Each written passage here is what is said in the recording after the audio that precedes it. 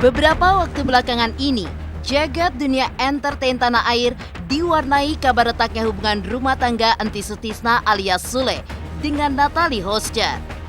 Belum lama ini, Sule pun akhirnya angkat bicara dan pasang badan atas terpaan hujatan terhadap anak keduanya Putri Delina yang disebut-sebut sebagai salah satu faktor penyebab perceraiannya dengan Natalie. Lantas, apa titik terendah yang dirasakan Sule dalam perjalanan hidup dan rumah tangganya yang bahkan membuatnya sampai menangis?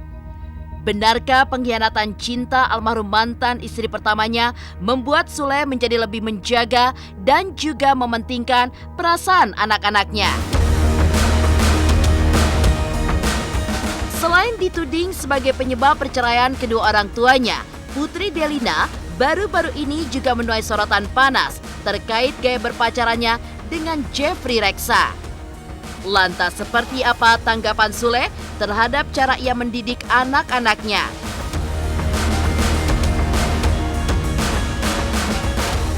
Dan kemarin, sidang perceraian ketiga Sule dan Natalie Hotchkiss akhirnya kembali digelar di Pengadilan Agama Cikarang, Bekasi.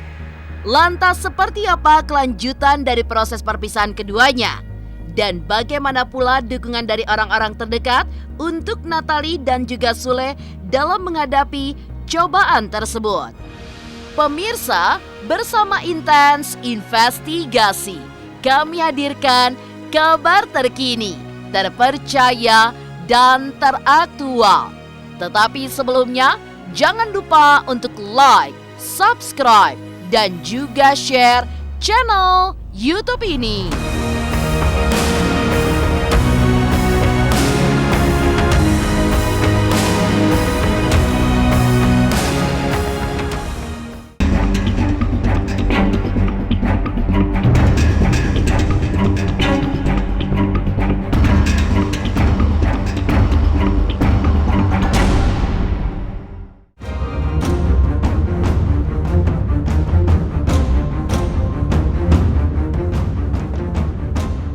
Di tengah berjalannya proses perceraian di Pengadilan Agama Jakarta Selatan, kehidupan komedian Sule dan Natalie Hotchkiss seolah tidak luput dari sorotan publik. Mungkin tak sedikit warganet yang akhirnya mempertanyakan mengapa Sule seolah begitu cepat untuk merelakan rumah tangganya dengan Natalie kandas di tengah jalan. Terlebih, kini keduanya pun telah dikaruniai buah hati yang masih bayi. Terkait hal itu, Sule pun akhirnya sempat angkat bicara dan juga pasang badan untuk anak keduanya Putri Delina yang menuai hujatan setelah dituding menjadi salah satu faktor penyebab orang tuanya bercerai. Ya, ini bukanlah kali pertamanya Sule akan menyandang status duda.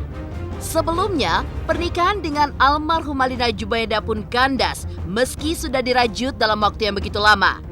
Bagi Sule, momen tersebut menjadi salah satu titik terendah dalam hidupnya, bahkan sampai membuatnya menangis.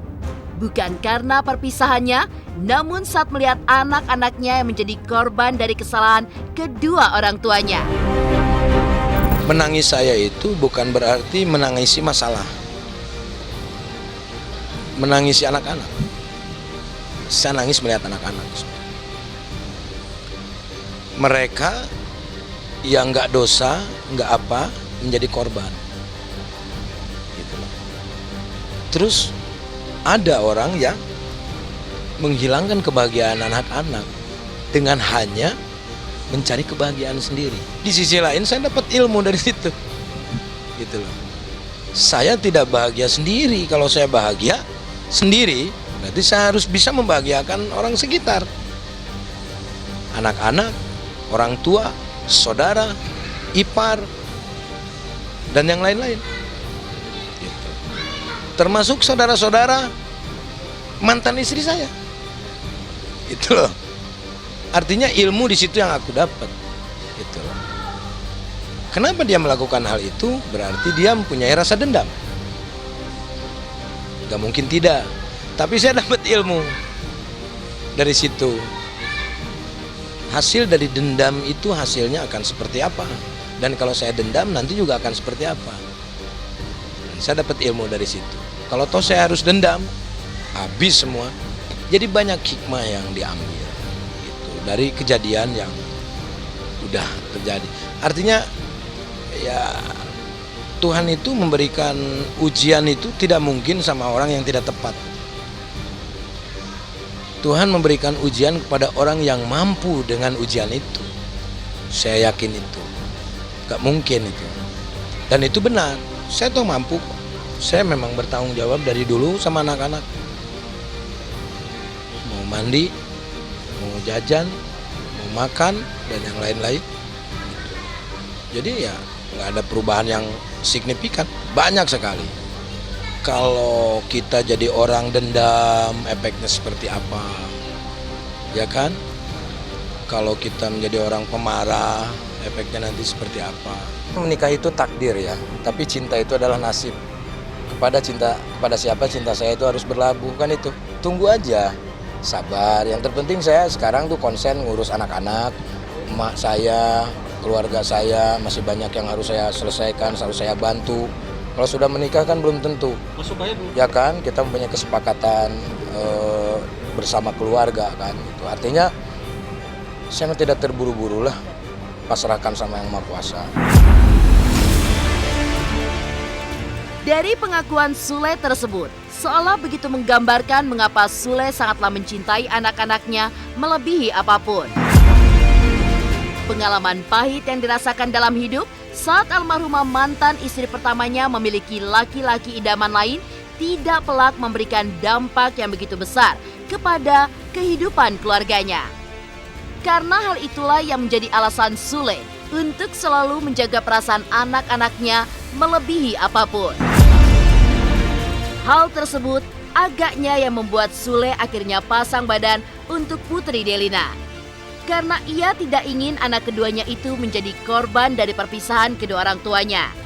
Terkait permasalahan rumah tangganya pada saat ini, selain merasa kasihan, menurut Sule hubungan antara Putri dengan Natali baik-baik saja. Sehingga keputusan untuk bercerai antara dirinya dengan Natali Holscher bukanlah karena Putri Delina seperti yang santer dihebohkan. Tapi yang saya pikirkan adalah anak. Bisa saya penjarakan karena itu udah masuk undang-undang perzinahan. Bisa saya masukkan. Tapi saya jadi dendam. Terus saya bisa gantung juga kok dia. Sampai kapan saya gantung? Tidak dicerai. Bisa. Tapi berarti itu saya pendendam orangnya. Di mana kunci keikhlasan kita sebagai manusia kok? Efeknya nanti yang akan kena adalah anak-anak. Toh dari perpisahan ini juga yang jadi imbasnya kan anak-anak. Itulah yang membuat saya menangis. Itu loh. Kenapa bisa terjadi seperti ini? Itu manusia macam apa yang dia bisa menghilangkan kebahagiaan anak-anak? Mereka ikut menangis. Mereka memeluk saya, menangis dan hanya satu kata buat saya, sabar. Itu yang menguatkan saya. Aku nggak bisa ceritain ke kalian karena aku nggak mau menjatuhkan orang. Intinya nggak ada kecocokan dan memang udah kesepakatan. Ya, kesepakatan bersama. Tetap mensyukuri perjalanan hidup ini. Apapun yang terjadi, hidup itu memang pasangan. Tapi sendal ada kalanya hilang. Satu, ya kan? Kalau kita ngamuk, terus kita cari, kita emosi, padahal sendalnya juga tetap nggak ketemu. Buat apa? Kita ngeluarin energi. Jadi dibawa slow aja, dibawa santai aja, atau enggak buang dua-duanya. Kita beli yang baru aja, selama kita mampu. Selain dituding sebagai penyebab perceraian kedua orang tuanya, Putri Delina pun baru-baru ini juga menuai sorotan panas terkait gaya berpacarannya dengan Jeffrey Reksa. Lantas, seperti apa tanggapan Sule terhadap cara ia mendidik anak-anaknya? Pemirsa Intens Investigasi, jangan lupa untuk like, subscribe, dan juga share channel YouTube ini. Halo, aku Bunga Zena. Saksikan terus Intens Investigasi yang tayang 3 kali sehari, Senin sampai Sabtu. Dan jangan lupa kalian like, share, dan subscribe.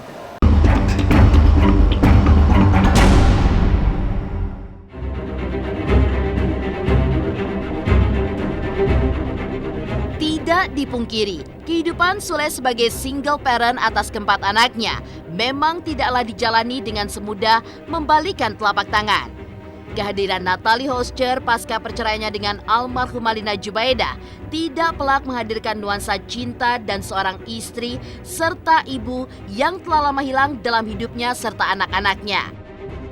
Menelisik jauh ke belakang, Sule pun juga sempat berbagi cerita terkait bagaimana cara dirinya mendidik anak-anaknya. Termasuk pula Putri Delina yang sejak perceraian Sule dengan Natalie mencuat menjadi bulan-bulanan banyak warganet. Selain pasang badan akan sorotan tajam yang menerpa, Sule pun juga kini harus meluangkan waktunya karena hanya seorang diri mengurus anak-anaknya. Termasuk seperti saat anak keduanya Putri Delina jatuh sakit. Dengan setia, Sule pun merawatnya, bahkan menyuapi Putri makan dan membantunya untuk minum obat. Di balik kasih sayang dan perhatiannya yang begitu besar, lantas seperti apa cara seorang Sule dalam mendidik anak-anaknya? Kesini masuk ke sini. Tadi pas tadi tuh datang mulus main tuh. Udah lama bertahun-tahun jarang nyuapin Putri, hari ini nyuapin. Lagi sakit Putrinya. Ya gimana? Satu lagi. Enggak ya masih banyak. Saya tidak pernah membatasi hal apapun. Ya silahkan saja. Iki juga ngomong kok dia deket sama siapa. Sekarang saya tanya para orang tua. Siapa orang tua yang selalu membatasi anaknya dalam hal jalan hidupnya? Nggak bisa. Lo ibaratnya ya, punya anak. Kamu jangan pacaran, tapi di belakang pacaran. Lebih sakit mana? Mendingan dia terbuka atau dia berbohong sama orang tua? Ya mendingan terbuka. Kenapa harus ditutup-tutupin segala sesuatu halnya? Justru mencontohkan tidak baik ketika kita terlalu menekan kepada anak. Kamu jangan seperti ini. Dia akan sakit hati, di belakang dia akan melakukan sesuatu hal yang tidak baik.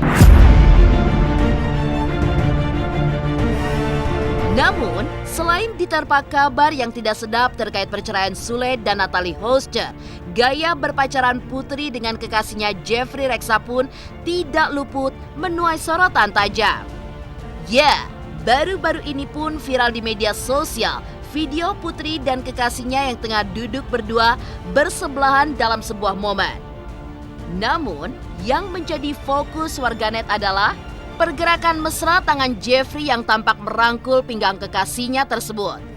Tidak ayal, Putri pun langsung kembali menjadi bulan-bulanan dan juga menuai komentar miring dari para neters. Ya, setelah sekian lama menjalin hubungan, tidak sedikit warganet pun mencibir keduanya karena dianggap terlalu berlebihan. Bahkan Jeffrey pun selalu ikut kemanapun Putri pergi, bahkan sering kali terlihat di kediaman Sule bersama kekasihnya itu.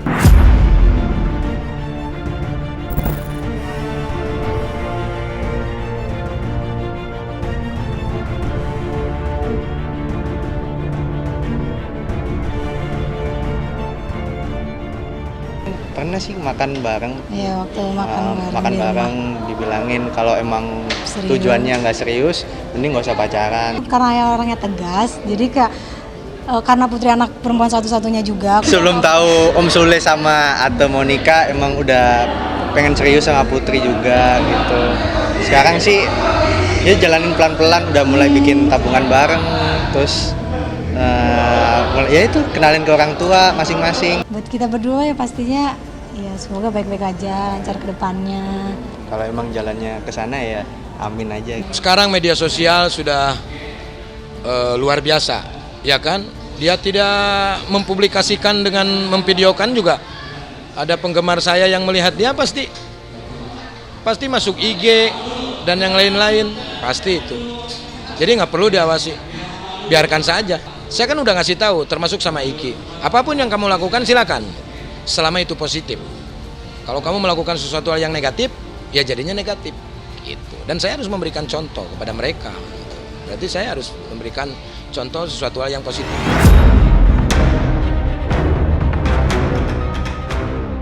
Di tengah berbagai lika-liku, kemarin sidang perceraian ketiga Sule dengan Natalie Hoscher akhirnya kembali digelar di Pengadilan Agama Cikarang, Bekasi. Lantas seperti apa kelanjutan dari proses perpisahan keduanya? Dan bagaimana pula dukungan dari orang-orang terdekat untuk Natalie dan Sule dalam menghadapi cobaan tersebut? Pemirsa Intens Investigasi, jangan lupa untuk like, subscribe, dan juga share channel YouTube ini. Hai semua, jangan lupa tonton Intens setiap hari Senin sampai Sabtu 3 kali sehari. Jangan lupa like dan jangan lupa subscribe.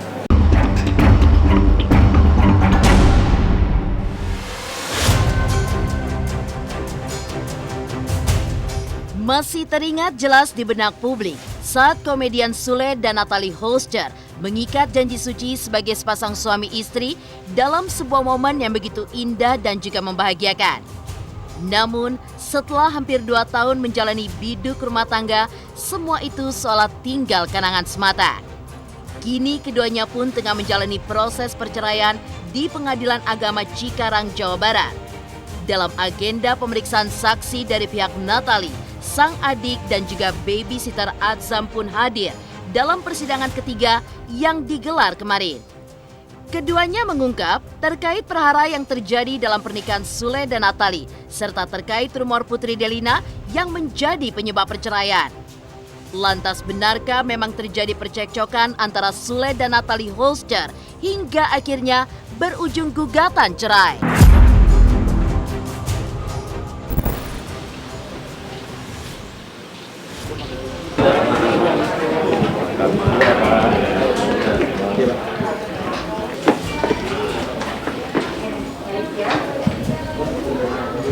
Kalau mau mengambil dokumentasi, tapi setelah ini proses persidangannya ngomong Bang seperti apa?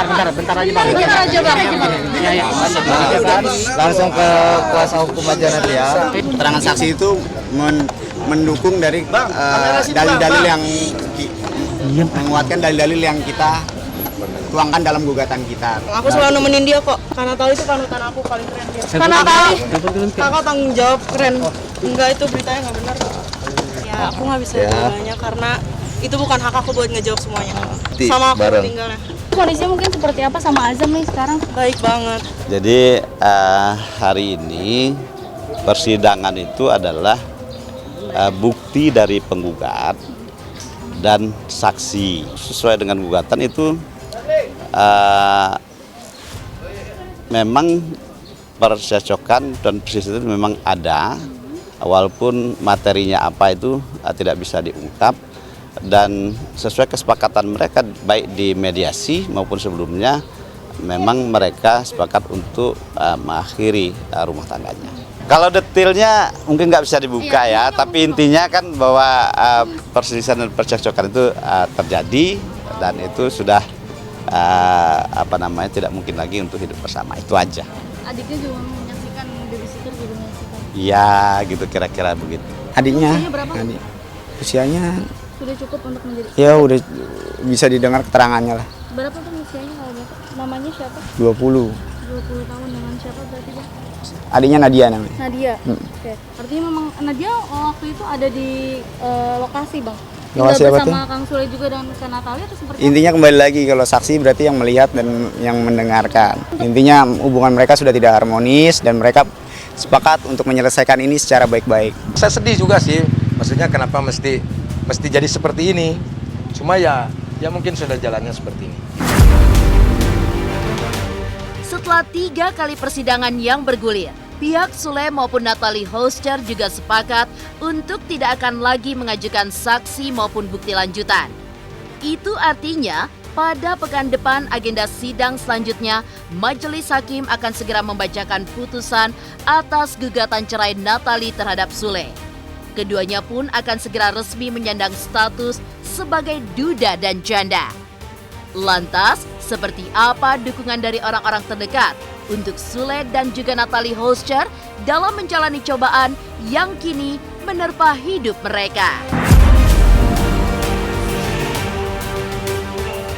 Kami selaku kuasanya Kang Sule, oleh karena kami tidak membantah mengenai bukti-bukti tertulis yang disampaikan oleh penggugat, dan kami juga tidak keberatan dengan keterangan saksi yang diajukan oleh Kang Sule. Tadi kami ditanyakan juga oleh majelis apakah mau mengajukan bukti dari pihak tergugat, karena menganggap bukti yang diajukan oleh pihak penggugat itu sudah cukup.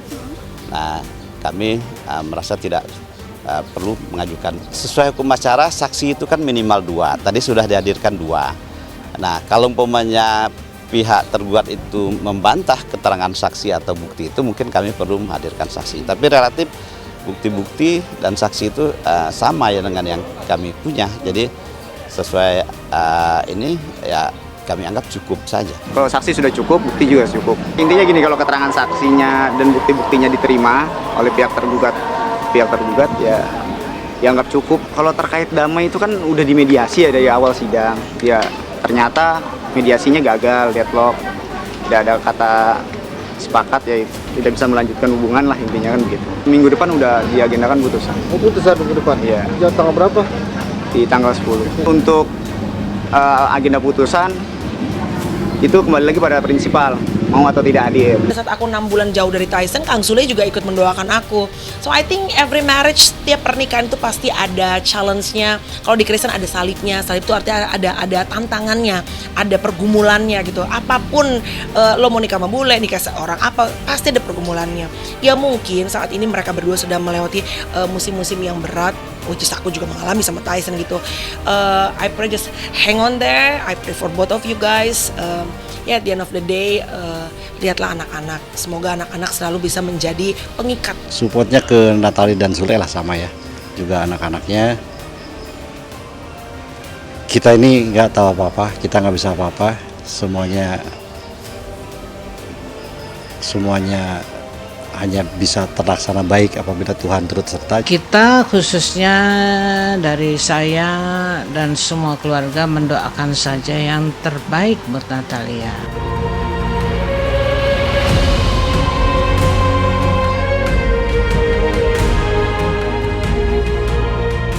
Demikian pemirsa, kabar terkini, terpercaya, dan teraktual yang kami hadirkan hari ini.